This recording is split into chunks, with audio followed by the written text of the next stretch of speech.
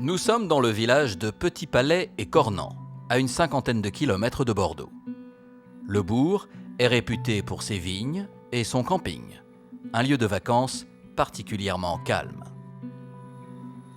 Petit Palais et Cornan est un village de 700 âmes situé dans le nord-est de la Gironde. C'est une ville qui est plutôt réputée calme. C'est la campagne, une jolie campagne des alentours de Bordeaux et de Libourne. Un village habituellement très tranquille et qui, en cette fin de mois de juin 2008, a attiré tous les regards sur lui.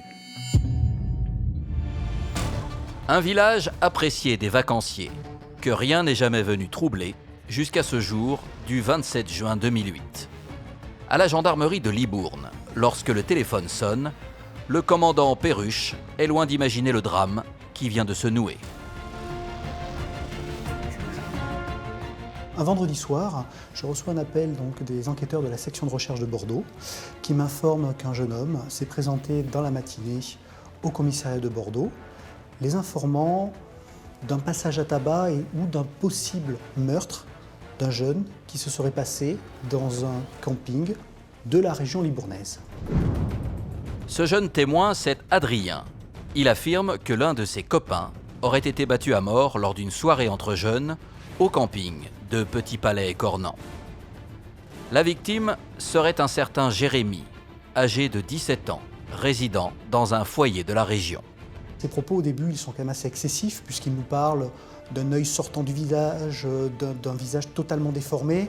Donc on est un petit peu circonspect par rapport à cette affaire. Les gendarmes sont perplexes face à ces déclarations dignes d'un film d'horreur. Pour eux, il s'agit sans aucun doute d'un canular fait par un adolescent perturbé. Ils décident tout de même de se rendre sur les lieux.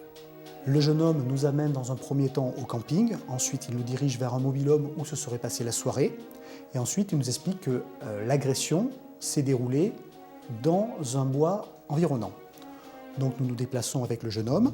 Sur le chemin, dans un premier temps, nous découvrons une chaussette et une montre, ce qui peut corroborer l'agression. Une chaussette et une montre retrouvées sur un chemin à 300 mètres du camping. Voilà des premiers indices qui n'ont plus rien d'une mauvaise blague. Et les gendarmes ne sont pas au bout de leur surprise. Le jeune homme les amène dans un bois à proximité d'un camping. Et là, les enquêteurs, à leur plus grande stupéfaction, qui vont faire la macabre découverte. Et là, on voit l'enquêteur revenir, le visage non pas blême mais sérieux, en nous disant avoir découvert un morceau de mâchoire au milieu d'une mare de sang. Une mâchoire ensanglantée. Les enquêteurs sont à présent convaincus qu'Adrien a dit vrai. Son ami Jérémy a bien été victime d'une agression d'une rare violence. Mais alors, où se trouve le corps du jeune garçon? Et surtout, que s'est-il passé dans ce camping, réputé tranquille?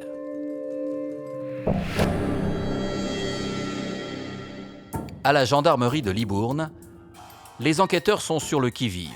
Ils n'ont jamais été confrontés à une telle affaire dans la région. Toute la séquence judiciaire est lancée. On est vraisemblablement et même sûrement sur un homicide. À ce stade, aucun corps, aucune arme du crime n'a été retrouvée. Les enquêteurs le savent, il faut agir vite. Leur priorité, mettre la main sur les jeunes participant à cette soirée et surtout sur les auteurs du crime. Un important dispositif est déployé sur place et le but des enquêteurs, c'est de trouver au plus vite les restes humains, mais évidemment les assassins présumés. Les indications d'Adrien sont vagues. Les gendarmes ne possèdent qu'une liste de prénoms de jeunes résidant dans un foyer de Lormont, dans l'agglomération de Bordeaux. Il nous indique quelles étaient les principales personnes présentes au cours de cette soirée. Alors on est essentiellement sur des prénoms. Alors ces prénoms pourront être recoupés justement avec le directeur du camping qui nous orientera et nous donnera des noms de famille. Grâce aux informations données par le patron du camping et du foyer, les participants de cette soirée, ainsi que les auteurs présumés du crime, sont rapidement identifiés. Ils seraient au nombre de 4. Thierry, Jean-Christophe et Émilie, 3 jeunes d'une vingtaine d'années venus de la région parisienne pour passer des vacances au camping, et puis Pierre, un adolescent de 16 ans qui faisait partie du même foyer que Jérémy. La difficulté pour les gendarmes, c'est de localiser ces personnes-là, car nous sommes dans les environs proches d'un camping. Les enquêteurs en supposent que ces personnes-là ont pu fuir les lieux, et donc d'où la difficulté. Dans un premier temps, on va mettre en place un dispositif de surveillance aux abords du mobil-home qui était vide. Ce dispositif de surveillance est constitué de militaires qui sont clairement, on pourrait dire, en embuscade, et on attend le retour des occupants de ce mobil-home. Une embuscade qui va porter ses fruits. Les militaires interpellent Émilie à proximité du mobil-home. Quelques heures plus tard, Thierry, Jean-Christophe et Pierre sont arrêtés à leur tour et placés en garde à vue. Au cours de la garde à vue, pour nous, la difficulté est évidemment de réussir à découvrir le corps. En garde à vue, les 3 garçons ne lâchent rien. Ils affirment que Jérémy a passé la soirée avec eux la veille, mais qu'il est bien rentré dans son foyer. Ce n'est qu'après plusieurs heures d'audition qu'Émilie craque et donne une version très différente. Au cours du lendemain, donc toujours en garde à vue, la jeune fille finit par nous avouer le décès de la victime et donc son homicide. Et c'est à partir de ce moment-là que les gendarmes vont réellement pouvoir avancer et progresser dans l'enquête. Émilie affirme qu'elle n'a pas assisté au meurtre, mais a simplement aidé à cacher le corps de Jérémy. Elle décide alors de collaborer et conduit les enquêteurs à 15 km du camping. L'endroit se situe dans une zone très herbagère, difficile d'accès, en contrebas d'un petit ruisseau. La situation est extrêmement grave parce qu'il est déjà difficile de l'identifier physiquement, tellement son visage est tuméfié. Une partie de sa mâchoire est décrochée de son visage, son nez est totalement défoncé, ses yeux sont enfoncés dans leur cage orbitale, il a une moitié de son cuir chevelu qui est arraché. Je pense que la découverte a été extrêmement pénible par les enquêteurs. Le corps de Jérémy est à peine reconnaissable. Il semble avoir été battu à mort, ce que va rapidement confirmer Émilie en indiquant où se trouvent les armes du crime. La jeune femme nous amène sur un pont qui enjambe l'Isle, donc une rivière du nord libournais, et nous indique que depuis cet endroit, ils ont jeté différentes armes et indices. Les plongeurs retrouveront dans la rivière une matraque de type tonfa, une carabine et quelques vêtements. Les armes retrouvées laissent imaginer le calvaire qu'a vécu Jérémy. Face à cette découverte macabre, l'attitude de la jeune femme choque les enquêteurs. Elle nous regarde et nous dit « Ah mince, si j'avais su, j'aurais pas fait comme ça ». Donc c'est réellement, voilà, on a l'impression qu'elle est complètement déconnectée de la réalité, qu'elle ne se rend pas compte. On pourrait presque interpréter « la prochaine fois, je ferai différemment ». Enfin, on se regarde avec les enquêteurs et on se dit « non, c'est pas possible, c'est pas possible ». Et là, on comprend un petit peu mieux, finalement, pourquoi elle déroule aussi librement les faits, puisqu'elle raconte une histoire. Mais elle ne se rend pas compte que malheureusement, cette histoire amène à la mort d'un jeune homme qui allait avoir 18 ans. Dans des conditions qui sont complètement atroces. Les enquêteurs sont face à l'impensable. Comment des jeunes âgés entre 16 et 20 ans ont-ils pu commettre un meurtre d'une telle violence? Pourquoi s'en sont-ils pris à leur ami Jérémy? À ce stade, le mystère reste entier.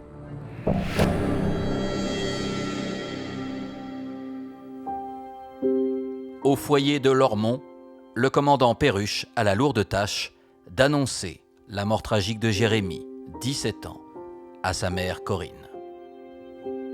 L'annonce du décès de Jérémy à sa mère a été on va dire, une épreuve à titre personnel. J'ai hurlé. Je me suis écroulée au sol, presque,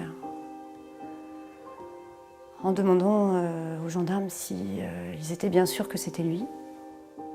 Parce que c'est la première chose qui m'est venue en tête. De toute façon, on a l'impression que le ciel vous tombe sur la tête On n'y croit pas. Pourquoi lui? Et pourquoi autant de violence comme ça?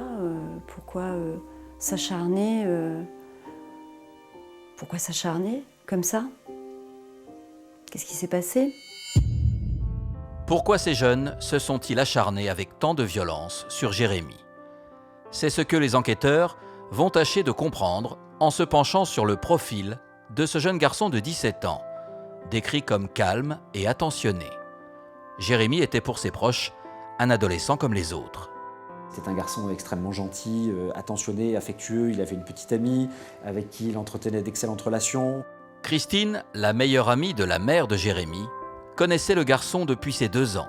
Elle était pour lui une seconde maman. C'est un passionné de rap. Bon, alors après, on aime ou on n'aime pas, mais c'est vrai qu'il écrivait, chantonnait un petit peu le rap. C'était un jeune homme formidable. C'est un enfant qui a rempli de bonheur la vie de sa maman et qui a rempli ma vie de bonheur.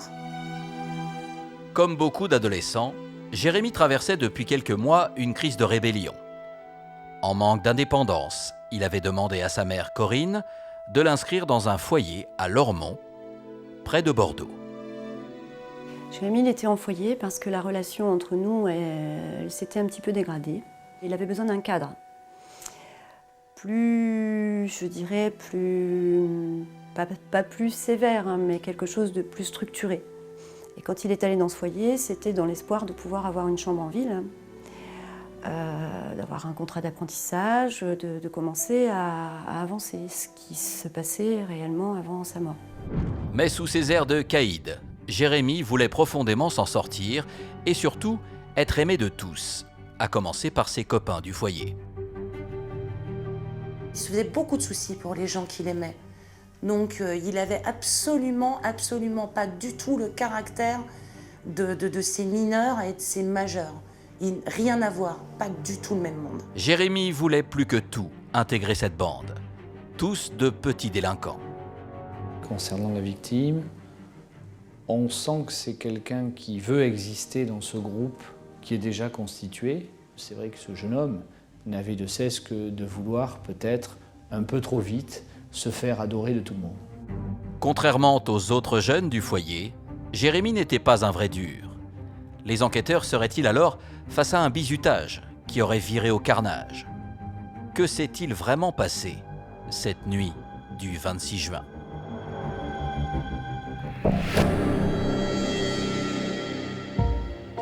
À la gendarmerie de Libourne, face aux révélations d'Émilie, Pierre, Thierry et Jean-Christophe ne tardent pas à avouer leurs crimes. Leurs aveux permettent aux enquêteurs de retracer le déroulé de la nuit du drame. Une soirée qui avait pourtant bien commencé. Et ce jour-là, mon fils avait envie de voir ses copains. Comme tous les ados de 17 ans, Jérémy aime s'amuser avec ses amis, mais impossible pour lui de sortir en semaine sans l'autorisation de sa mère. Téméraire, le jeune homme est prêt à tout pour suivre Pierre, son nouveau camarade de foyer. Il a téléphoné au foyer pour prétexter un repas familial. Et l'éducateur qu'il a eu au téléphone lui a autorisé cette sortie, sans même m'informer de ce que Jérémy avait dit à l'éducateur. La majorité des jeunes de cette soirée a entre 14 et 17 ans. Les 3 seuls majeurs sont les Parisiens, Jean-Christophe, Émilie et Thierry, locataires du mobil-home. Parmi ces 11 personnes est présent pour la première fois la victime Jérémy, qui viendra passer donc cette première soirée et qui est invitée. Donc la soirée commence, essentiellement sur fond d'alcool. Très vite, les esprits s'échauffent. Au cours de la soirée, et sans aucune raison apparente, Jérémy devient le souffre-douleur du groupe. Il le bizute et il le persécute. Au début de cette soirée, Jérémy va très rapidement vivre un calvaire. On va lui faire boire de la vodka, du rhum, que l'on va mélanger avec de l'urine. Il va subir des brimades et très vite, il sera le souffre-douleur de cette soirée. Malgré les humiliations à répétition, Jérémy reste. Il est sous l'influence de Pierre et Thierry les deux meneurs de ce bizutage. Ce sont d'ailleurs eux qui conduisent le groupe à l'extérieur du camping, là où tout a viré au cauchemar. On apprendra qu'ils sont partis avec une tonfa, des gants américains. Une des mineurs dira que quand ils faisaient ça, c'était un passage à tabac. Il est 2h30 du matin. Jérémy et 4 autres mineurs suivent Pierre et Thierry dans ce bois. L'endroit est isolé, perdu dans les vignes. Ici, l'adolescent est une proie facile. Et là, très rapidement, mon client va sortir le tonfa et va le frapper une première fois.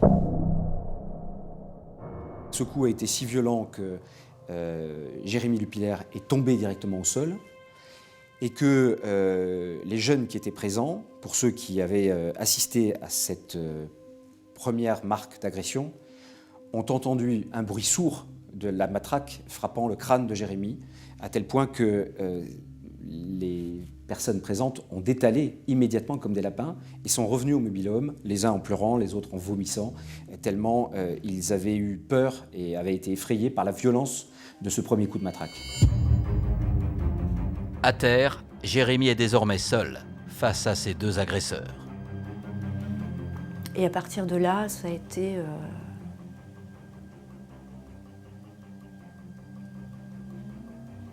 l'horreur pour mon fils, quoi. Au sol, ils ont continué leur agression avec la matraque, en continuant à taper sur le corps et le crâne de Jérémy, avec un poing américain, avec un gant renforcé. Une vingtaine de coups partent. Pendant 10 minutes, Pierre et Thierry s'acharnent sur Jérémy. L'un d'entre eux a finalement écarté la mâchoire avec la matraque en faisant levier sur le fond du palais pour faire en sorte de détacher la mâchoire du visage de Jérémy de sa tête. Pierre et Thierry laissent Jérémy pour mort, seul, au milieu des bois. Le médecin légiste dira par des constatations scientifiques ultérieures que Jérémy, s'il était manifestement inconscient et incapable de comprendre à cet instant-là ce qui lui arrivait, et heureusement, vous imaginez, n'était pour autant pas décédé médicalement. Les deux garçons rentrent ensuite au mobil-home, où ils se vantent d'avoir réglé son compte à Jérémy. Quelques heures plus tard, ils reviennent sur les lieux du drame pour faire disparaître le corps. Ils réalisent alors que leur victime agonise toujours. Les deux agresseurs continuent à nouveau à s'acharner sur Jérémy. Le mineur continuera à lui donner des coups, notamment des coups de pied en pleine tête, ce qui aura pour conséquence la mort de Jérémy. Après cette violence, le calme revient et très froidement, ils vont commencer à masquer leur assassinat en dénudant Jérémy pour cacher ses vêtements dans un endroit, en jetant les armes du pont au-dessus d'une rivière. À seulement 16 ans, Pierre va s'avérer être un assassin froid et méthodique. C'est lui qui prend les choses en main, masque les preuves de leur crime et menace les témoins qui auraient envie de parler. Là, ils réfléchissent justement à la technique pour dissimuler le corps. Donc, ils parlent de le brûler, ils parlent de l'enterrer. C'est finalement au bord d'un ruisseau qu'ils le font disparaître. Sans la dénonciation d'Adrien, leur crime était presque parfait. Reste une zone d'ombre, le mobile. Pourquoi ces adolescents ont-ils mené une telle exécution? Le procès permettra-t-il de faire la lumière sur cette affaire sordide?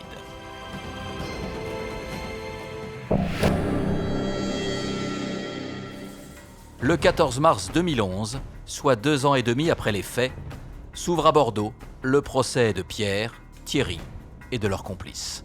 Un procès à huis clos où la famille des victimes et les accusés se retrouvent face à face. C'est un procès qui a duré 10 jours. 10 jours avec des heures qui vont entre 8h30 le matin jusqu'à 20h, voire 20h30 le soir. Et ce qui est difficile, c'est de voir les accusés là. La jeune fille qui était affalée sur sa chaise, les mains dans les poches, comme si elle était en train de prendre un café avec ses copains. Les deux principaux accusés n'osaient même pas me regarder. À l'ouverture du procès, Ce qui surprend la presse et le public, c'est l'allure de ces jeunes criminels. Quand les débats s'ouvrent et quand arrivent les accusés dans le box, on ne va pas découvrir des monstres, on va découvrir des jeunes hommes comme on peut en croiser tous les jours dans la rue, ce qui va surprendre car on peut parfois imaginer, quand on a affaire à de tels faits, avoir face à soi des monstres. Ce n'était pas le cas. Les experts se succèdent à la barre. Les personnalités troubles et détachées des accusés sont révélées au grand jour. Ils savent qu'ils sont tous les deux allés jusqu'au bout de l'agression, donc ils ont vraiment conscience de ce qu'ils ont fait, mais sont des gens, enfin pour moi on pourrait presque dire des gens à sang-froid, enfin, ils sont vraiment à la fois déterminés, violents. Ce groupe de jeunes avait l'habitude justement d'agresser de manière gratuite d'autres personnes. Et dans ce groupe, c'est Pierre, le plus jeune, qui s'impose comme le meneur. Ce gamin a presque un visage d'ange. C'est-à-dire que physiquement, on lui donnerait, comme on dit de façon vulgaire, le bon Dieu sans confession. Et c'est un garçon qui, malheureusement, s'exprime souvent par la violence. À travers l'audition d'un des experts qui a examiné l'accusé mineur, je crois pouvoir le dire qu'il n'avait jamais vu, jamais pu constater, expertiser une telle personnalité. Il a, semble-t-il, été décrit comme un tueur en puissance. Des adolescents à la personnalité inquiétante qui, à la barre, resteront muets. Au cours du procès, ils ne donneront aucune explication à leurs gestes barbares. À l'issue des 10 jours d'audience, les verdicts tombent. Considéré comme le meneur, Pierre est condamné à 20 ans de réclusion criminelle. Son comparse, Thierry, a 15 ans. Leurs complices ressortiront libres. Les autres co-accusés qui ont dissimulé les preuves, transporté le cadavre, n'ont pas porté assistance à Jérémy, qui sont arrivés libres au procès, vont repartir libres. La peine qui est prononcée à leur encontre couvre la détention provisoire qu'ils ont effectuée. Des condamnations que la famille de Jérémy n'accepte pas. Corinne et ses proches sont choqués par ces peines trop faibles au vu des horreurs commises. Je n'aurai jamais de réponse sur ce mot. Pourquoi? Je n'aurai jamais de réponse et puis j'ai l'impression que... Enfin, de toute façon, c'est peut-être aussi ce qui me met en colère. Hein. Je ne pense pas que ça atténue la souffrance et la douleur, mais au moins pourquoi? J'aimerais bien qu'on me donne une réponse. Un jour. S'il y en a une. J'ai encore un goût amer dans la bouche parce que je n'ai pas d'explication et je ne comprends pas, encore une fois, comment l'on peut arriver à battre à mort un individu, un être humain, un ami, un copain, quelqu'un qu'on rencontrait, quelqu'un qu'on fréquentait, quelqu'un donc probablement qu'on appréciait, sans qu'on ait pu avoir une estime suffisamment importante pour comprendre qu'on commettait l'irréparable. Encore une fois, et je crois que c'est important de le dire, ces deux jeunes n'auraient pas battu à mort de cette façon-là un chien errant. Ils ne l'ont pas fait avec un animal, ils l'ont fait avec un être humain. Aux alentours de Libourne, des années ont passé depuis la mort tragique de Jérémy. Et c'est toute une population qui restera à jamais choquée par cet excès de violence qui a coûté la vie à un garçon sans histoire. Cette affaire, incontestablement, est un des faits divers qui aura marqué la Gironde ces 20 dernières années, de par l'horreur des faits. On avait rarement vu ou jamais vu un tel déchaînement de violence, surtout chez des gens aussi jeunes. La mère de Jérémy reste inconsolable face à tant d'horreurs. Elle essaie aujourd'hui de trouver du réconfort en allant sur la tombe de son fils, chaque semaine. Quand je viens ici, ça fait du bien. Ça me permet de me retrouver un petit peu seule avec lui, de lui exprimer ce que je ressens. quand je suis auprès de lui, j'essaye de rester, pas joyeuse, mais de rester sa maman. Corinne fait tout aujourd'hui pour perpétuer la mémoire de son fils parti trop tôt. Et elle essaie, tant bien que mal, de se reconstruire. Dans l'affaire qui va suivre, vous allez découvrir que la jalousie peut conduire aux comportements les plus fous, voire même les plus extrêmes. Il n'y a pas d'hésitation de la part du meurtrier. C'est ce qui me fait dire que c'est un meurtre de sang-froid.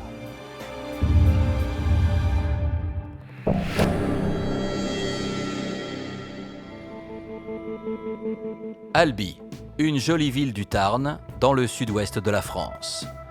Nous sommes dans le quartier Cantepeau, situé en périphérie de la ville, entre pavillons et barres d'immeubles. Ce quartier est considéré comme un lieu à risque. Ça fait partie des quartiers dits sensibles sur notre circonscription, avec beaucoup de jeunes et une grande partie de jeunes au chômage. Ce soir du 10 décembre 2009, un habitant du quartier, François Garcia, un agent d'entretien de 48 ans, s'apprête à rejoindre sa petite amie, Marie Dolène. Il se prépare, il s'habille et il descend prendre sa voiture pour rejoindre sa compagne qui l'attend pour dîner. Et donc je suis descendu prendre ma voiture et là je me suis aperçu que j'avais un pneu crevé, quoi. Le temps que je réagisse, j'ai roulé un petit peu et je me suis arrêté sur un parking où il y avait un petit peu d'éclairage pour pouvoir changer ma roue. En plein hiver, il fait nuit noire sur ce parking peu éclairé. Dans la cité, l'ambiance n'est pas rassurante. Mais François Garcia n'a qu'une idée en tête, installer sa roue de secours pour ne pas être en retard à son dîner romantique. Je me suis affairé à démonter ma roue et ce gars est arrivé là. Et me demandait si j'avais besoin d'aide. Donc je lui ai dit que je m'en sortais très bien tout seul, que je le remerciais, quoi. C'est vrai qu'il avait une attitude bizarre, il avait un bonnet bien enfoncé sur la tête, il tournait autour, il s'approchait, il lui proposait de l'aide, il repartait. Donc effectivement, François Garcia a senti quelque chose de pas très clair dans les agissements de cette personne. Depuis 15 minutes environ, un homme étrange rôde autour de François Garcia. Son attitude est suspecte. Sur le parking de la cité, François est loin d'imaginer qu'il va connaître l'une des épreuves les plus terribles de sa vie. Et quand j'ai eu fini de changer la roue, il est revenu vers moi pour m'aider à tenir mon maillot. Et à un moment donné, il l'a relâché en me disant qu'il n'allait pas rester là 107 ans, quoi. Et puis il est parti entre deux immeubles.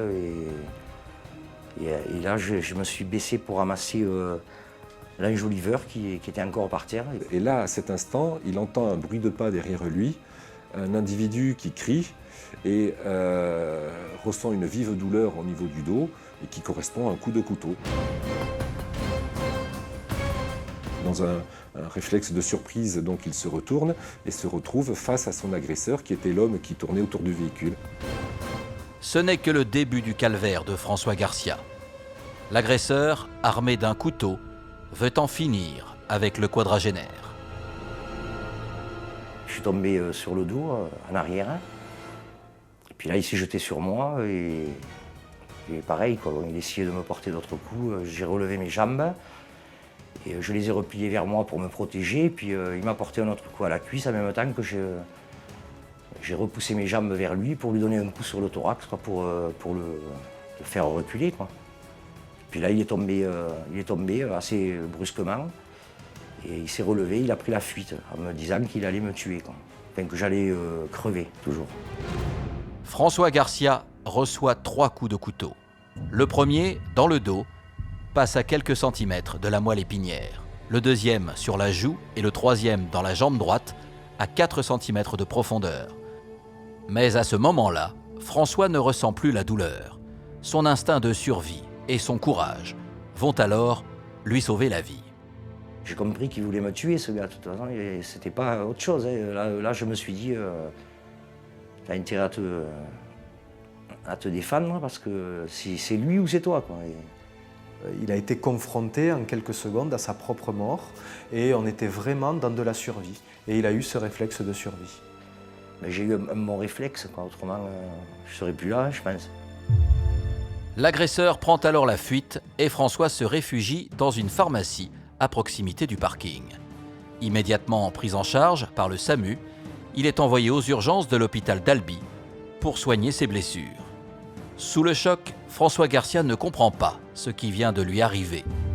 Qui est ce mystérieux agresseur? Et surtout, pourquoi veut-il le tuer à tout prix?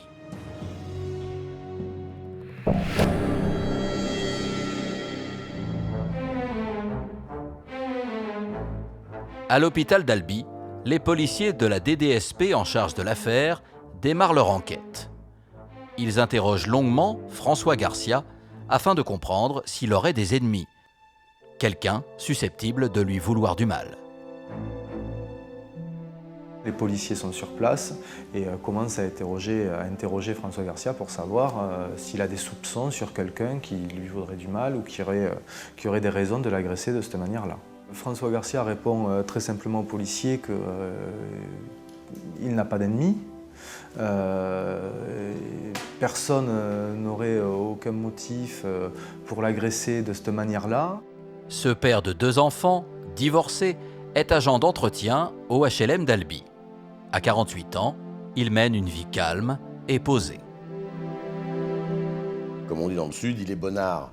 Hein, c'est un mec qui a les cheveux un peu longs, il a un peu une tête de hispanique. C'est le type, on peut être copain avec lui, on peut le croiser dans un café, on est copain avec lui. C'est un gentil mec. C'est pas un type à embrouille, c'est pas un type qui peut avoir des ennemis, il n'est pas connu des services de police, c'est pas un voyou, c'est pas un... Voilà, c'est un mec normal, clair, sain, qui fait sa vie tranquillement et qui ne demande rien à personne. Pour retrouver l'agresseur au plus vite, la priorité des enquêteurs est d'obtenir un portrait robot du criminel. On lui demande un signalement de l'agresseur. Comme signalement, il ne peut que nous fournir qu'une taille. Il nous dit mesurer 1,69 m lui, M. Garcia, et l'agresseur est à peine un peu plus grand que lui. Donc il nous dit qu'il doit mesurer 1,75 m.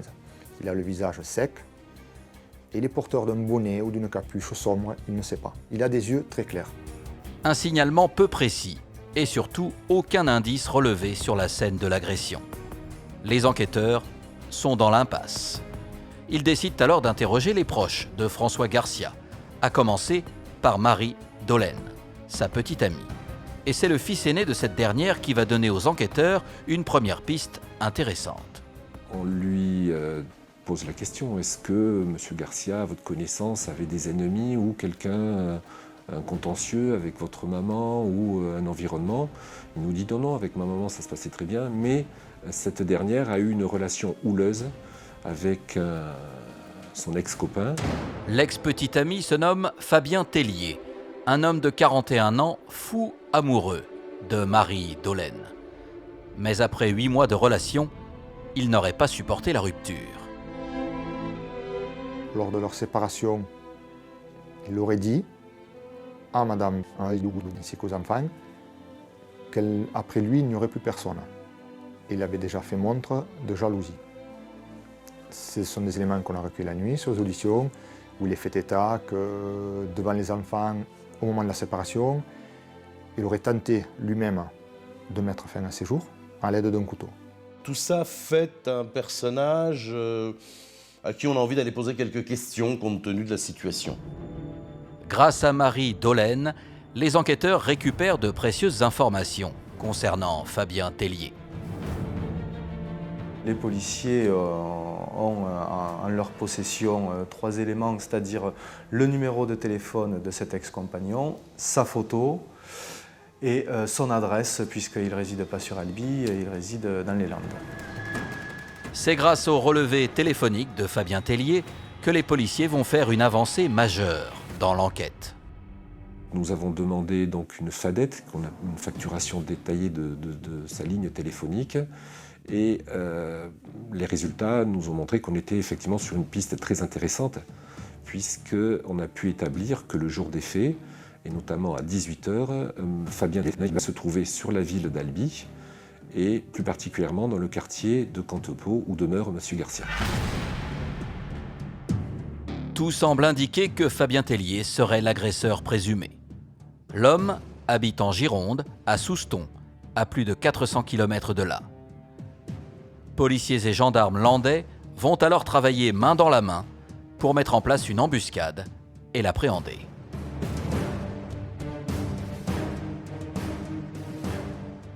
Lorsque nous cheminons à travers les bars, nous voyons arriver à peu près une vingtaine de mètres de nous un individu dont nous le hélons, nous l'appelons par son nom.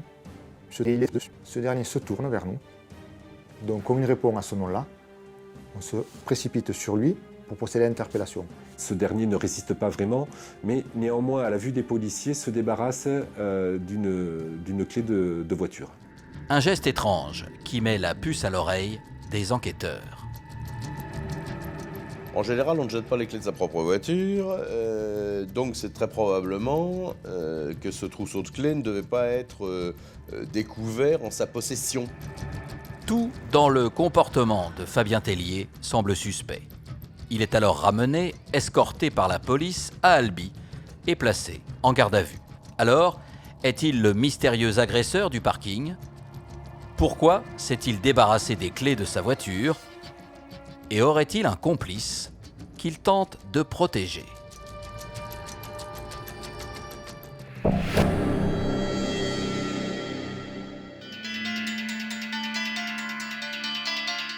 Au commissariat d'Albi, Fabien Tellier est entendu par les enquêteurs.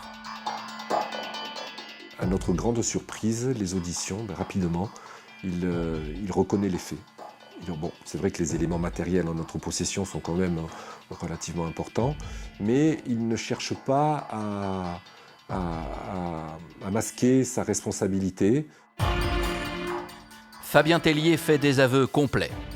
Oui, il a tenté de supprimer François Garcia par jalousie, car ce dernier entretient une relation avec son ex, Marie Dolène. Et la savoir avec un autre l'a rendu fou.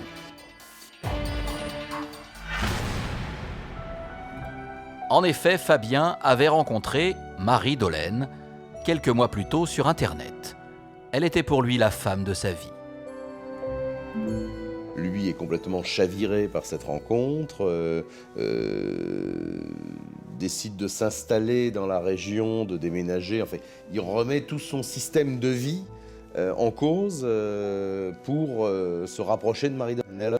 Il va changer de coupe de cheveux, il va même se faire teindre les cheveux, il va changer sa garde-robe et puis il va essayer de la conquérir, pareil, à tout prix. Donc il va être très généreux sur l'aspect financier alors que lui-même n'a pas véritablement d'argent. Il va vraiment essayer de tout faire pour conquérir Marie Dolène. Marie Dolène devient son obsession. Alors, lorsqu'elle le quitte pour un autre homme, il ne le digère pas. Il commence à épier le jeune couple et à mettre en place son funeste plan. Il a obligatoirement pisté François Garcia pour le localiser, avoir son adresse, connaître son véhicule, puisque quand il crève le pneu, il ne se trompe pas de véhicule. Il y avait plein de véhicules garés les uns à côté des autres et il crève un seul pneu sur un seul véhicule, celui de François Garcia. Donc il sait, il a les éléments en main pour commettre son crime. Et alors que les enquêteurs pensent avoir démêlé les grandes lignes de cette affaire, un coup de théâtre va bouleverser l'instruction. À plus de 400 km de là, les gendarmes landais, diligentés par les policiers d'Albi, retrouvent l'adresse du propriétaire des clés de voiture jetées par Fabien Tellier lors de son interpellation. Une certaine Annick Lamarque. Les gendarmes de Souston se présentent au domicile d'Annick Lamarque. La maison est complètement fermée, volets fermés, porte fermée à clé. Les gendarmes n'en restent pas là. Ils veulent savoir qui est cette Annick Lamarque. Grâce à une voisine, ils obtiennent les clés de la maison. Mais à peine entrés, ils comprennent qu'ils sont face à l'horreur.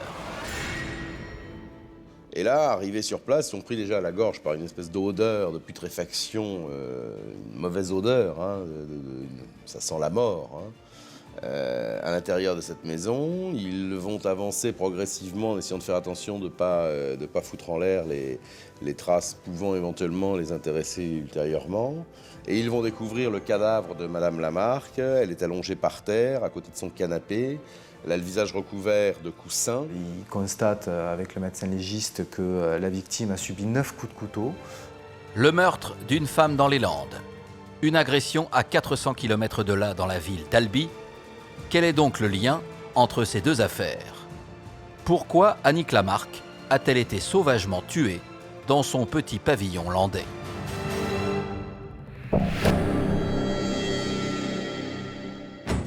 Dans la commune d'Angresse, dans les Landes, le corps sans vie d'Annick Lamarque vient d'être retrouvé. Les gendarmes sont à pied d'œuvre pour comprendre ce qui s'est passé dans cette maison. Et c'est en interrogeant le voisinage qu'ils obtiennent une précieuse information. Tous les voisins disent depuis le 7 décembre à peu près, on ne l'a plus revu. Or, Fabien Tellier, dans le cadre de la garde à vue concernant François Garcia, dit cette voiture, je l'ai empruntée à une amie le 7 décembre. Donc en réalité, c'est par les croisements des informations, on arrive à déterminer que c'est le dernier qu'il a vu en vie. Tous les soupçons se portent sur Fabien Tellier. Mais en garde à vue, l'homme nie toute implication dans ce meurtre. Il affirme s'être rendu chez son ami le jour du drame, mais dans le seul but de la réconforter suite à une rupture sentimentale. Fabien Tellier va expliquer que Madame Lamarque aurait été dépressive. Il donne benoîtement des explications, comme quoi il aurait été son confident, qu'il serait venu ce jour-là lui rendre visite, et que celle-ci, dans un moment de désespoir, aurait pris un couteau, aurait eu à l'égard d'elle-même un geste de se planter ce couteau, et que la voyant souffrir, il aurait en quelque sorte achevé pour mettre un terme à ses souffrances. Une version qui ne tient pas pour le médecin légiste. Annick Lamarque présente en effet de nombreux coups de défense sur le corps en réaction à une attaque. De plus, Annick est réputée pour être une femme généreuse et pleine de vie, très loin de l'image de dépressive décrite par Fabien Tellier. Annick Lamarque, elle est veuve depuis 10 ans. Elle est plutôt d'un milieu bourgeois, hein, quelqu'un qui a une vie confortable. Je crois qu'elle avait rencontré l'amour de sa vie en la personne de son mari. Malheureusement, elle est partie trop tôt. Elle s'est retrouvée complètement déstabilisée par le départ de son mari. Une solitude qui conduit Annick sur des sites de rencontres. C'est là qu'elle fait la connaissance de Fabien Tellier. Après une courte relation, leur histoire prend fin, mais ils restent bons amis. Fabien sait qu'il peut abuser de la gentillesse d'Annick. Et c'est justement ce qu'il est venu chercher ce jour-là. Et ce jour-là, eh bien, le dernier jour d'existence d'Annick Lamarque, Fabien il a un vrai problème d'ordre matériel. Il a besoin d'une voiture pour se rendre à Albi, parce qu'il faut d'une part qu'il élimine son rival et d'autre part qu'il reconquérisse sa bien-aimée. Pourquoi n'en vole-t-il pas une? Pourquoi n'en emprunte-t-il pas une de voiture? Il en avait une du reste. Il a expliqué qu'elle était en panne. Mis à mal par les enquêteurs, Fabien Tellier finit par craquer et passe aux aveux. Ce jour-là, il voulait tout simplement lui emprunter sa voiture. Mais les choses ne se sont pas déroulées comme prévu. Et c'est comme ça en fait que le drame va se nouer, parce que lui n'est venu que chercher une voiture. Elle refuse de lui prêter sa voiture alors qu'elle le lui a prêté dans le temps, mais là, allez savoir pourquoi ce jour-là elle ne veut pas la prêter. Peut-être tout simplement parce qu'elle en a besoin. Elle affirme qu'il y a un problème d'assurance et qu'elle ne peut pas lui laisser la voiture comme ça. Et elle lui propose assez charitablement et assez gentiment de lui prêter de l'argent, de lui donner 50 € pour qu'il puisse prendre le train pour aller régler son problème à Albi. Fabien prend la gentillesse d'Annick pour un affront. La seule chose qu'il a en tête à ce moment-là, se rendre en voiture à Albi pour empêcher François Garcia de sortir avec celle qu'il aime. Je pense que là, de se dire qu'il y a encore un obstacle entre lui et Marie-Hélène ou François Garcia, en tout cas Albi, qu'il y a encore cet obstacle, il est incapable de l'accepter et il est prêt à commettre le pire pour passer cet obstacle. Les enquêteurs commencent à assembler les pièces du puzzle. Annick Lamarque serait en fait une victime collatérale dans la spirale de la vengeance de Fabien Tellier. Mais alors, pourquoi un tel acharnement ?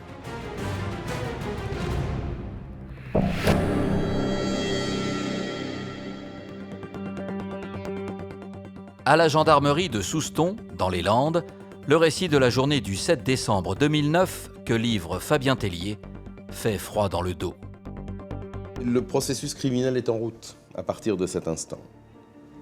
Il va profiter de ce qu'elle monte dans sa chambre un instant pour s'emparer dans la cuisine d'un couteau. Il a décidé qu'il repartirait avec la voiture. Elle redescend et l'agression a lieu à partir de ce moment-là. Entre la cuisine et le salon, Fabien s'attaque sans merci à Annick Lamarque. Il lui assène un premier coup de couteau dans le dos. Donc il la frappe, elle se retourne, stupéfaite, étonnée, se demandant ce qui lui arrive, qu'est-ce qu'il lui prend. Et là, a-t-il parlé? A-t-elle parlé? Lui a-t-elle demandé ce qui lui arrivait, ce qu'il voulait? Nous n'en saurons jamais rien puisqu'il n'a pas voulu, sur ce point-là, s'expliquer. À terre et déjà grièvement blessée, Annick est incapable de se défendre.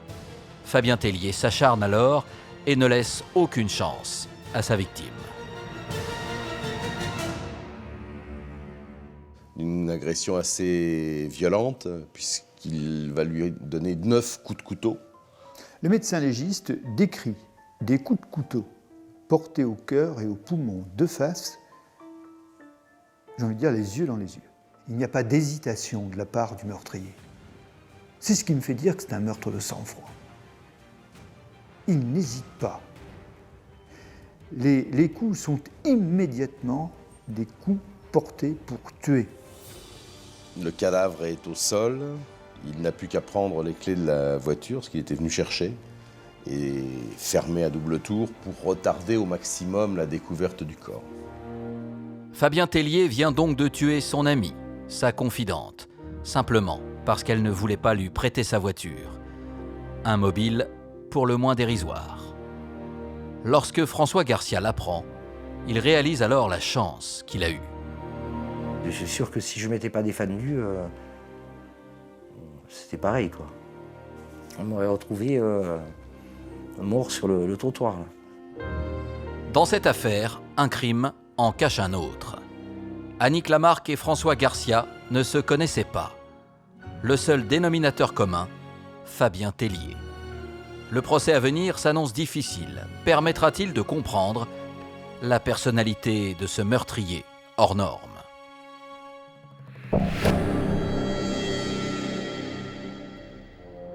Cour d'assises de Mont-de-Marsan. Nous sommes le 2 avril 2012, soit plus de 2 ans après la mort tragique d'Annick Lamarque et l'agression de François Garcia. L'ambiance est tendue. Il faut dire que sur le banc des parties civiles, personne ne se connaît. Il y avait 2 clans, hein. Il y avait la famille d'Annick Lamarque, qui étaient, eux, dans une incompréhension totale de ce monde. Le monde de Fabien Tellier, Marie Niram et accessoirement de François Garcia, on était aux antipodes. Hein. De voir toutes ces personnes dont le chemin n'aurait jamais dû se croiser, de voir toutes ces personnes ensemble, c'est sûr que c'était très très particulier comme ambiance. Et le seul point autour duquel tout le monde se rattachait, c'était Fabien Tellier. Sur le banc des accusés, Fabien Tellier n'est plus que l'ombre de lui-même. Un homme abattu, qui n'ose pas parler ou qui parle tellement doucement qu'on n'arrive pas à l'entendre. On est obligé de le reprendre à chaque fois, de lui faire répéter parce qu'on n'entend pas. À la barre, Fabien Tellier explique qu'il a vécu une descente aux enfers avant de commettre son meurtre. Père de 6 enfants, il vient de divorcer, de perdre son emploi et s'est réfugié dans l'alcool et la drogue. Il voit alors dans Marie Dolène un espoir de s'en sortir. Au départ, c'est elle qui est l'étincelle de cette affaire. C'est le déclencheur, le détonateur de cette affaire.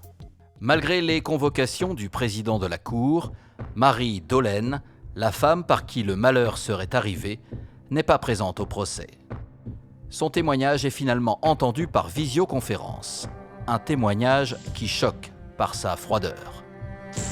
2 hommes, l'un a failli mourir pour elle, l'autre a tué pour elle et failli tuer pour elle. Et ça ne l'ébranlait pas plus que ça. Je n'ai pas senti chez elle la moindre empathie par rapport aux conséquences désastreuses de cette espèce d'effet papillon qu'on a observé dans ce dossier, parce qu'on était un peu dans l'effet papillon. Depuis le drame, François Garcia a pris conscience que Marie Dolène n'est pas l'amoureuse aimante qu'il pensait connaître. Et chose incroyable, il comprend presque celui qui se tient dans le box des accusés. J'avais presque un peu de pitié pour lui, quoi. Sur le coup, je lui en veux presque plus qu'à lui, quoi. Pour moi, elle est quand même pas mal responsable dans l'histoire. Nombreux sont ceux qui pensent que Marie Dolène aurait poussé à bout Fabien Tellier. Une théorie qui ne va pas émouvoir les jurés. À l'issue de 4 jours de procès, il est condamné à 20 ans de réclusion criminelle pour meurtre aggravé et tentative d'assassinat avec préméditation. Depuis le procès, la vie a repris son cours dans le quartier de l'Entrepôt. François Garcia tente, malgré des séquelles physiques, de reprendre goût à la vie. Et après, j'ai fait des rencontres et c'est vrai que ça m'a posé quelques problèmes parce que j'avais beaucoup moins confiance, quoi. Je me disais tout le temps qu'il t'arrive pas encore une histoire comme ça, quoi. Je me méfiais beaucoup plus que je le faisais auparavant, quoi. Mais bon, je reste positif. Je pense que les choses elles ne peuvent aller que mieux. Voilà. Dans les Landes, à Angresse, tous resteront marqués par la mort tragique d'Annick Lamarque. Choqués par tant d'horreur. Ils n'oublieront jamais cette femme aimée de tous, sacrifiée gratuitement pour l'amour d'une autre. Nous sommes à Arcachon, une jolie station balnéaire de Gironde, réputée pour son cadre sauvage et calme. Une ville particulièrement appréciée des vacanciers. C'est une belle station où il règne une atmosphère extrêmement calme et tranquille, paisible. C'est pas un endroit où on a peur du vol, c'est pas un endroit connu pour des faits divers dramatiques. Ce 5 juillet 1996, comme tous les soirs, Sylvie, une jeune infirmière de 27 ans, rentre chez elle après son travail. Sylvie est seule avec ses 2 enfants. Son mari est en déplacement professionnel. Alors qu'elle se couche paisiblement, la jeune maman est loin d'imaginer qu'elle va vivre la nuit la plus traumatisante de sa vie. Vers 4 heures du matin, elle est surprise dans son sommeil par un bruit étrange. Sylvie, qui est dans son appartement, la nuit, sent au pied du lit une présence. Elle va distinguer une forme noire dans l'ombre, une personne qui va s'approcher d'elle à pas feutrés et qui va lui susurrer à l'oreille des propos un peu salaces, mais en même temps extrêmement dérangeants, parce que qui va lui parler comme si il la connaissait très bien, comme un familier. L'agresseur se fait passer pour un cambrioleur, accompagné de plusieurs complices. Il a même dit « tu ne dis rien, tu ne bouges pas parce que les autres sont à côté et on tuera les enfants ». Donc cette pauvre femme en avait conclu que lui s'occupait d'elle et que pendant ce temps-là, il y avait ses complices dans la chambre à côté qui s'occuperaient des enfants.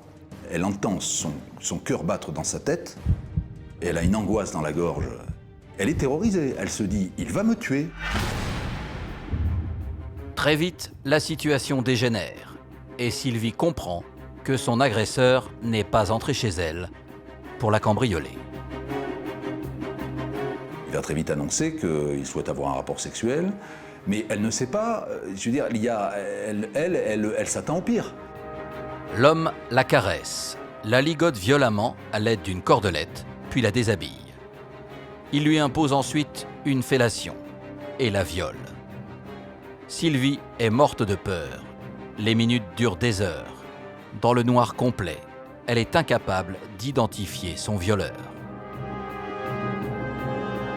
Elle n'a jamais vu son agresseur. Dans le noir, elle ne l'a pas vu.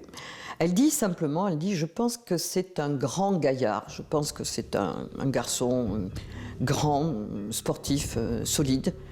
Mais elle ne le voit pas. Suite à son agression, Sylvie, en état de choc, appelle immédiatement la police. Les policiers vont venir donc procéder au constat des lieux. Ils vont trouver comme pièce à conviction une serviette, des cordelettes, du sperme sur une couette. Alors, qui peut bien être ce violeur? Qui sont ses complices? Et pourquoi s'en est-il pris à cette femme?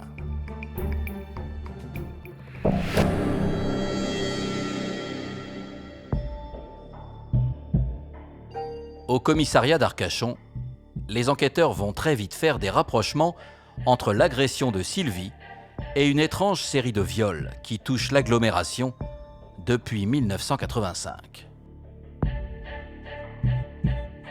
On s'est retrouvé devant la même série de viols.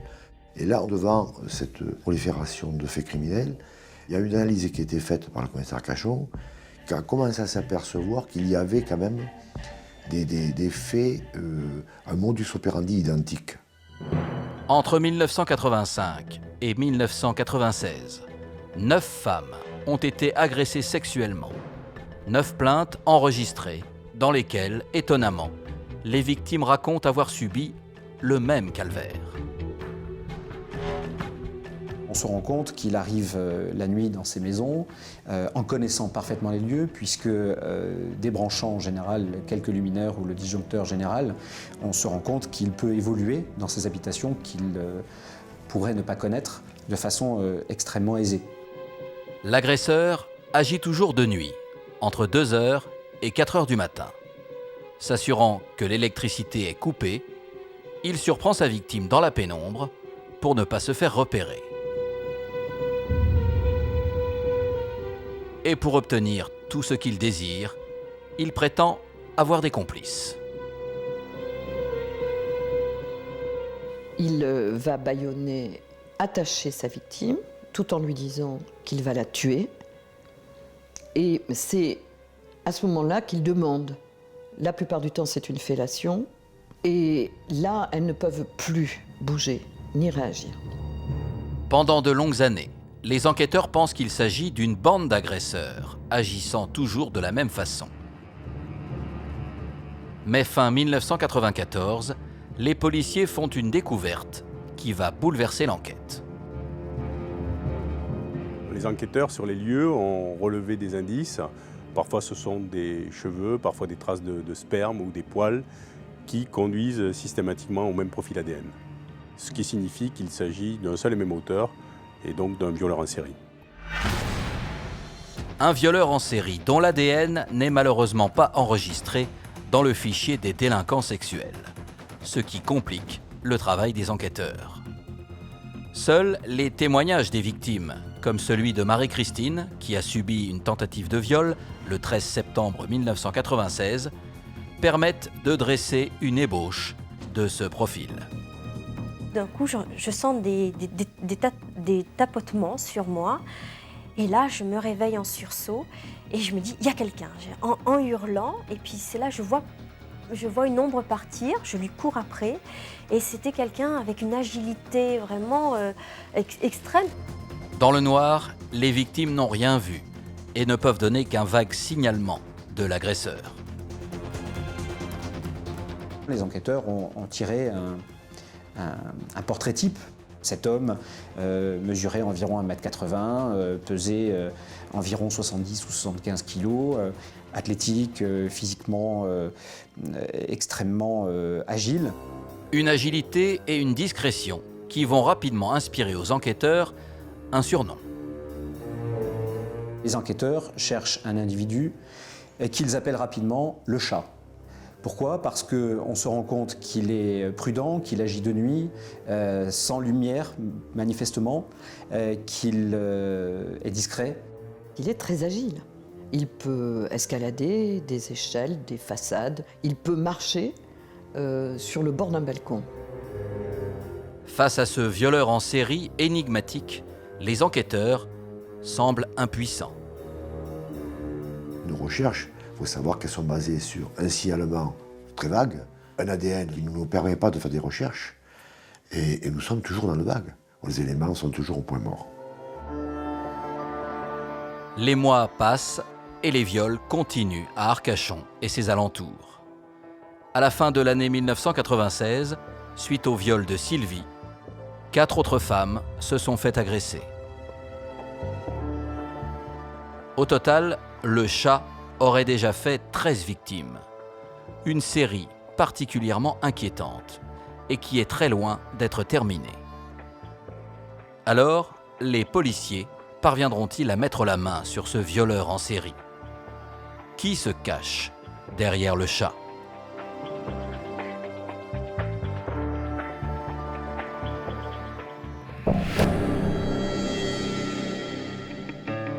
À Arcachon, les viols continuent.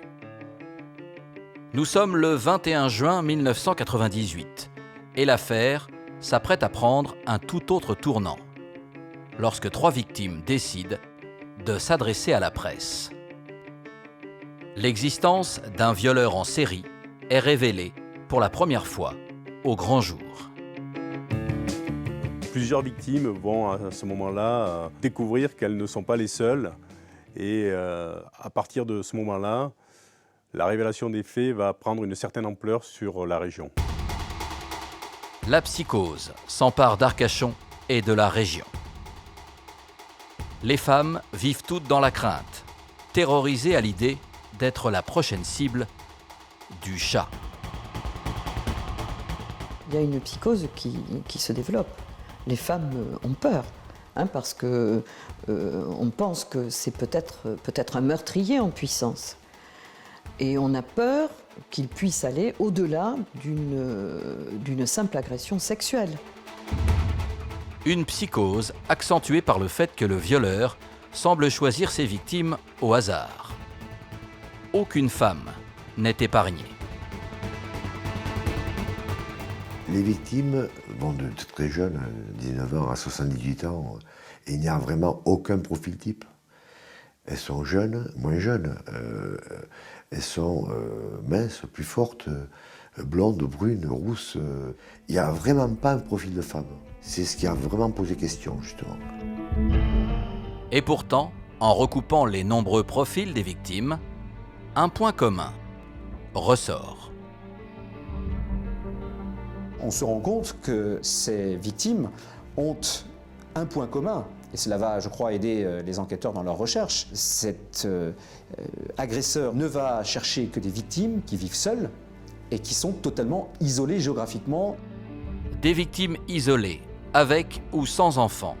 Toutes les femmes semblent être des cibles potentielles pour ce terrible prédateur. Le chat court depuis presque 15 ans. Quand et surtout comment les enquêteurs réussiront-ils à attraper ce violeur insaisissable?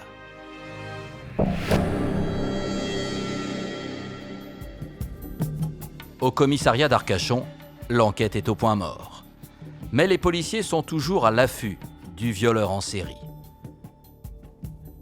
Et c'est en réétudiant les anciennes déclarations des victimes qu'ils mettent le doigt sur un détail qui jusque-là n'avait pas attiré leur attention.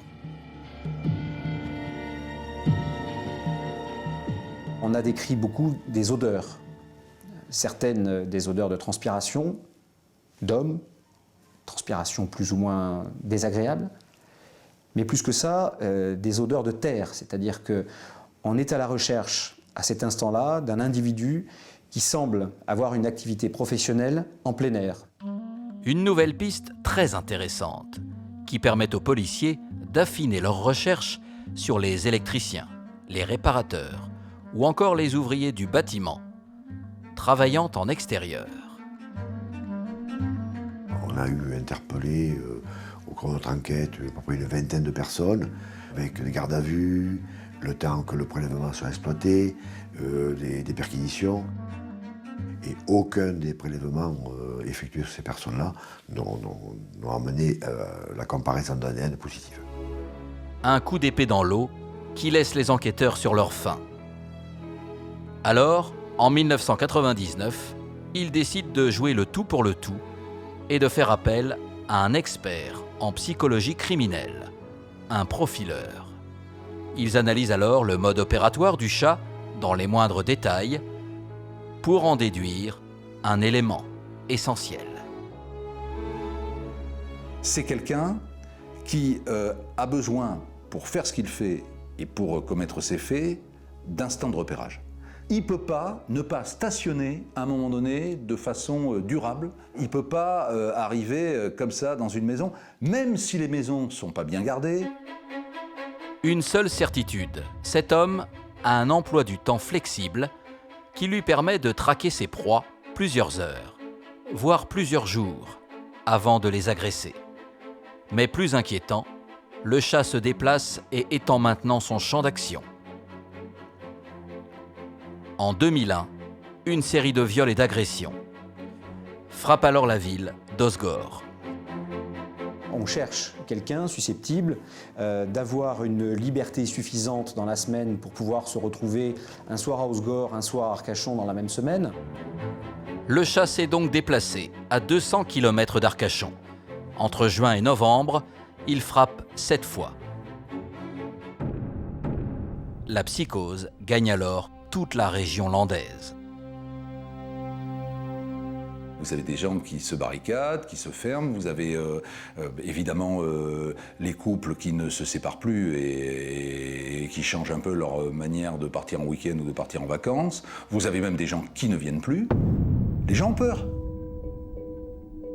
Et alors que les enquêteurs sont sur les dents et la tension à son paroxysme, un coup de théâtre, début 2002, va bouleverser le cours de l'enquête.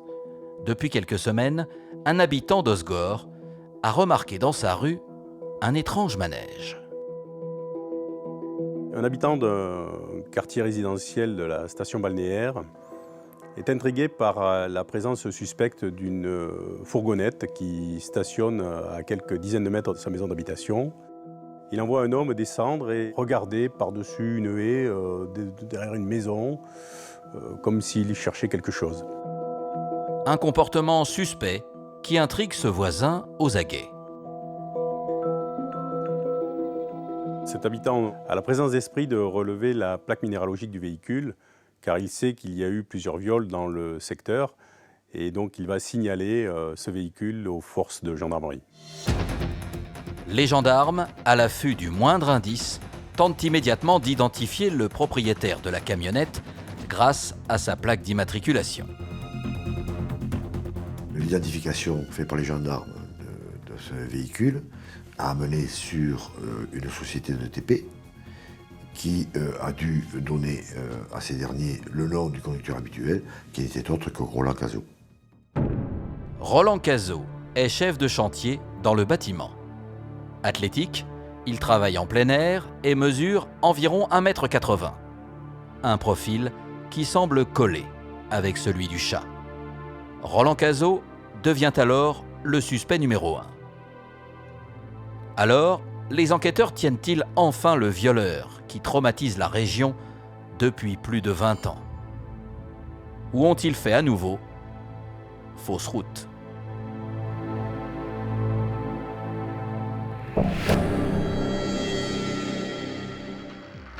À la gendarmerie d'Osgore, c'est l'effervescence. Les gendarmes se rendent à Saint-Jour-de-Marennes, à quelques kilomètres d'Osgore, pour interpeller à son domicile Roland Cazot. Sur place, ils vont être désorientés par l'attitude du présumé violeur. Les gendarmes vont se rendre à son domicile et quand ils vont demander à M. Cazot de prélever son ADN, il va se prêter sans difficulté à cet exercice.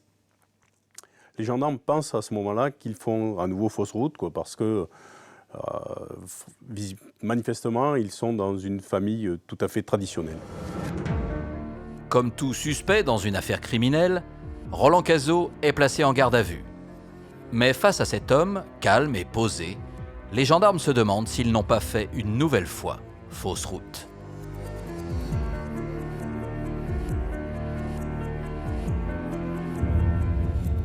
Ils vont découvrir un bon père de famille, monsieur tout-le-monde, marié, 2 enfants.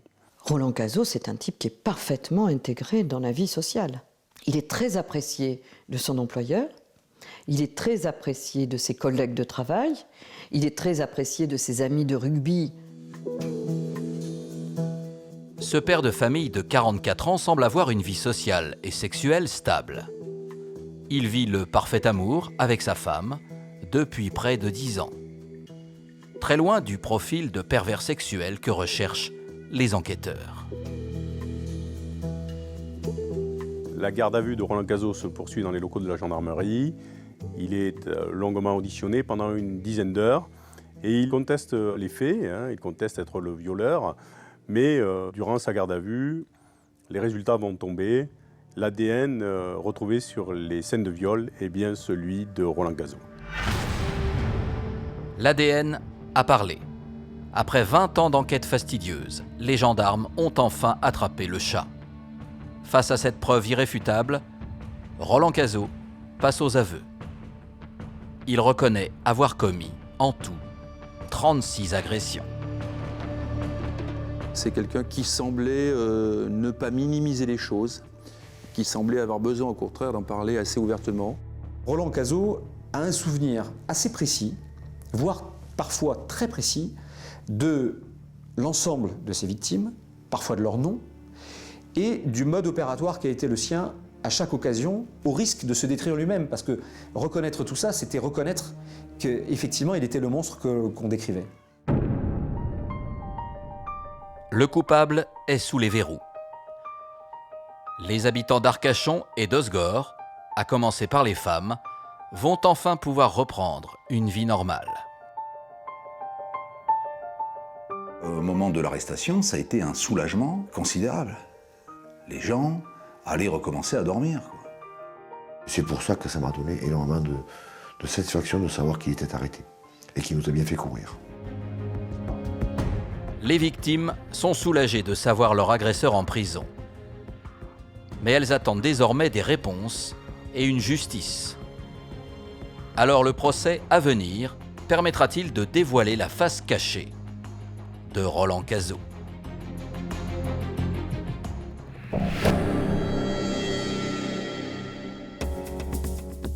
Nous sommes le 28 novembre 2005, au tribunal de grande instance de Bordeaux, soit presque 4 ans après l'arrestation de Roland Cazot. À l'ouverture du procès, plus d'une trentaine de victimes sont présentes. L'ambiance est pesante. Le procès devant la cour d'assises de la Gironde va se dérouler durant 3 semaines. Et c'est un moment très important pour les victimes car aucune d'elles n'a encore vu le visage de Roland Cazot. À l'arrivée de Roland Cazot dans le box des accusés, la surprise est générale. À l'audience, nous voyons arriver Roland Cazot. Silence, consternation dans la salle. On pouvait tout imaginer, sauf de voir arriver un grand, beau garçon. La cour se demande comment derrière cette image d'homme séduisant peut se cacher un tel pervers sexuel. Plus déstabilisant encore, à la barre, l'homme confesse tous ses crimes, presque honteux. Roland Cazaux est face à ses victimes, ses nombreuses victimes, mais il ne les regarde pas, il est tête basse, comme abattu. Il n'ose pas affronter le regard de celle qu'il a violée. Un des enjeux principaux de ce procès, comprendre pourquoi ce bon père de famille, le jour, devient un redoutable violeur en série la nuit. Les différents témoignages apportent des débuts de réponse. Sa relation avec sa mère Paulette serait, selon les experts, à l'origine du mal. Une explication que cette vieille dame a bien du mal à comprendre. Il a dit qu'il a souffert d'un amour que vous lui avez pas donné. Eh ben oui, sans doute. Pourquoi il me l'a pas parlé? C'est drôle ça, oui. Je me rendais pas compte que, c'est sûr, je l'ai pas délaissé, oh mais non. Je m'occupais de lui, il ne manquait de rien.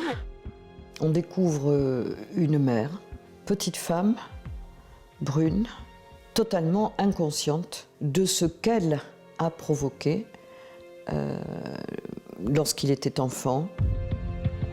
Une mère castratrice qui aurait élevé son fils à coups de martinet.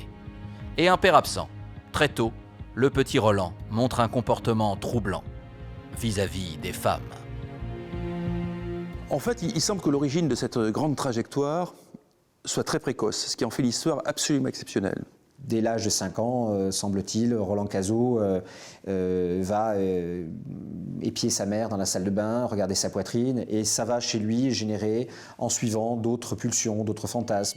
Donc ça va être des images érotiques assez fortes, oui, qui vont donc marquer son esprit. Durant toute son enfance, puis son adolescence, Roland Cazaux développe son côté voyeur sur sa mère, sa sœur et les femmes en général. Et c'est à l'âge adulte qu'il donne vie à ses fantasmes sadiques. Petit à petit, tout ça a pris de la consistance et il a beaucoup fantasmé là-dessus. Et donc, quand la nuit tombait, très souvent, là, la deuxième personne apparaissait, il basculait dans cette libido très particulière, à la recherche de ce qu'il a toujours apprécié, c'est-à-dire se mettre en chasse la nuit pour trouver des victimes féminines isolées et pour les violer. Mais aux yeux des jurés, le passé de Roland Cazaux n'excuse en rien les crimes qu'il a commis sur des femmes innocentes. Le 16 décembre 2005, le verdict tombe, le violeur est condamné à 14 ans de réclusion criminelle. Une peine décevante pour les victimes, alors que cet homme avoue avoir traqué, dans sa vie, plus de 1000 femmes. À Osgore et Arcachon, la vie a repris son cours, mais l'affaire du chat laissera pour la population, ainsi que pour ses victimes, des séquelles à jamais. Le traumatisme est extrême, extrême.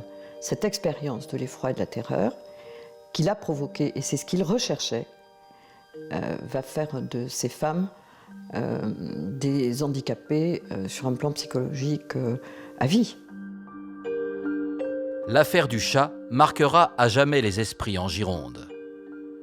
Une affaire hors norme, qui encore aujourd'hui hante les nuits des victimes de Roland Cazaux.